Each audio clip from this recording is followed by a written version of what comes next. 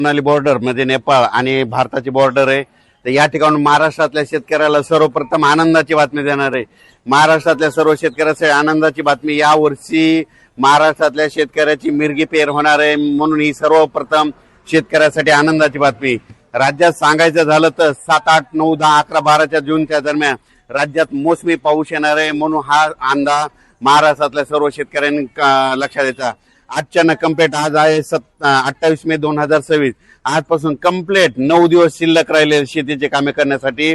शेतकऱ्याला विनंती की तुम्ही काय करा, या 9 दिवसामध्ये शेतीचे कामे करून घ्या, कारण की राज्यामध्ये 7, 8, 9, 10, 11, 12 दरम्यान मोसमी पाऊस बरसणार आहे, म्हणून हा अंदाज लक्षात घ्यायचा। आणि सर्वप्रथम सांगू इच्छितो की राज्यामध्ये सांगायचं झालं तर की हे जे मोसमी पाऊस आहे तर खरं तर पहिलं तर काय होणार आहे, 31 मे पासूनच 31 मे 1, 2, 3, 4, 5 जूनच्या दरम्यान मध्ये पूर्व विदर्भ, काही भागात पश्चिम विदर्भ, दक्षिण महाराष्ट्र, उत्तर महाराष्ट्र, कोकणपट्टी, खानदेश, मराठवाडा सगळीकडे काय होणार आहे, काही भागामध्ये 1 जूनला येईल, काही भागात 2 ला, काही 3 ला, काही 4, 5, 6, 6 जून पर्यंत दररोज वेगवेगळ्या भागात चांगला जोराचा पाऊस पडणार आहे, म्हणून हा अंदाज महाराष्ट्रातल्या शेतकऱ्यांना लक्षात यायचा। पण हे 6 जून पर्यंत पाऊस पडल्याच्या नंतर त्याच्या पाठोपाठ लगेच मोसमी पाऊस येणार आहे आणि 31 आणि 1 तारखेला केरळमध्ये मान्सून दाखल होणार आहे आणि केरळमधून कंप्लीट 5 ते 6 दिवसामध्ये ते महाराष्ट्रात येणार आहे, म्हणून ही सर्वप्रथम महाराष्ट्रातल्या शेतकऱ्यासाठी आनंदाची बातमी। माझी सगळ्या शेतकऱ्याला विनंती, आजच्या कंप्लीट 9 दिवस शिल्लक राहिलेले आहेत, तुमचे काम करण्यासाठी 9 दिवस आहे, तुम्ही शेतीचे मशागतीचे काम करून घ्या, कारण की राज्यामध्ये पावसासाठी खूप पोषक वातावरण आहे।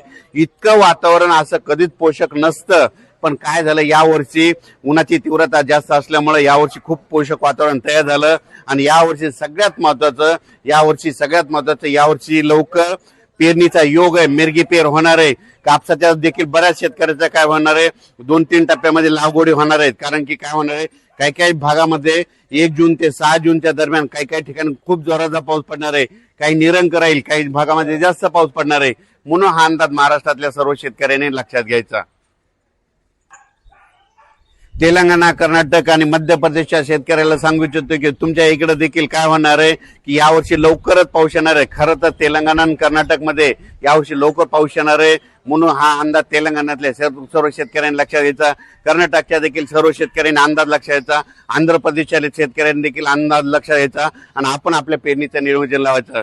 सांगायचं झालं तर यावर्षी सगळ्यात महत्वाचं म्हणजे एवढं पोषक वातावरण कधीच नसतं, पण यावर्षी सगळ्यात चांगलं वातावरण आहे। मी म्हटलं होतं ना 2026 ला शेतकऱ्याची पिकं चांगली येणार, ज्या वर्षी पेरणी लवकर होते त्या वर्षी शेतकरी मालामाल होतो, म्हणून हे लक्षात घ्यायचं।